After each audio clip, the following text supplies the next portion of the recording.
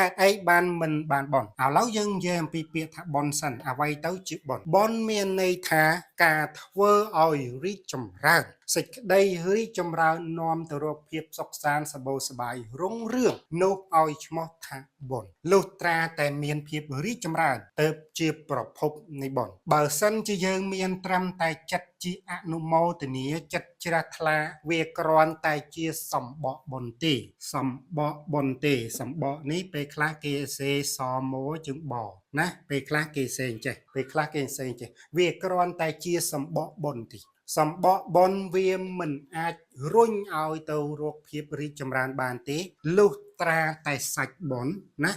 ឬមួយក៏ជាស្នូលបុណ្យទើបវានាំមកនៅភាពរីកចម្រើនស្នូលបុណ្យឬមួយក៏គ្រាប់បុណ្យអានេះទើបវាដោះនៅភាពរីកចម្រើនខ្ញុំនិយាយថាមិនបានបុណ្យព្រោះវាជាសម្បកបុណ្យលុះត្រាតែយើងយល់អំពីស្នូលគ្រាប់ជាបុណ្យពិតប្រាកដហេតុអ្វីបានជាសម្បកបុណ្យវាអាចមិនបានបុណ្យនៅក្នុងបុណ្យវាមានសម្បកវាមានស្នូលបើសិនជាយើងមើលតែសម្បកសកម្មភាពខ្លះវាមានរូបភាពជាអំពើបុណ្យប៉ុន្តែនៅខាងក្នុងវាជាអំពើបាបខ្ញុំលើកឧទាហរណ៍អ្នកដែលចាញ់បោកគេទាំងអស់គឺជាង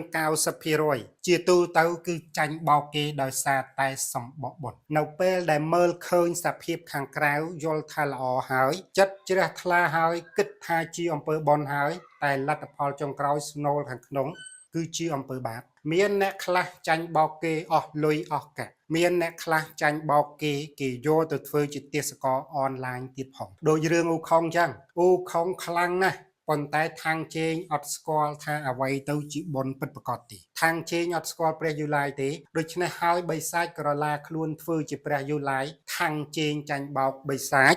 ហើយលទ្ធផលចុងក្រោយអ៊ូខុងគឺជាអ្នកវេទនានោះដោយសារតែមិនស្គាល់ស្នូលបុណ្យមិនស្គាល់សាច់បុណ្យមិនស្គាល់ក្របបុណ្យមើលតែសម្បកបុណ្យសម្បកបុណ្យវាអាចមានបាបនៅខាងក្នុងណាដូច្នេះហើយបានជាខ្ញុំនិយាយថាមិនបានបុណ្យដោយសារតែសម្បកវាមិនអាចឲ្យរីកចម្រើនបានទេវាមិនអាចលូតលាស់ទៅបានទេលុះត្រាតែមានគ្រាប់ទៅវា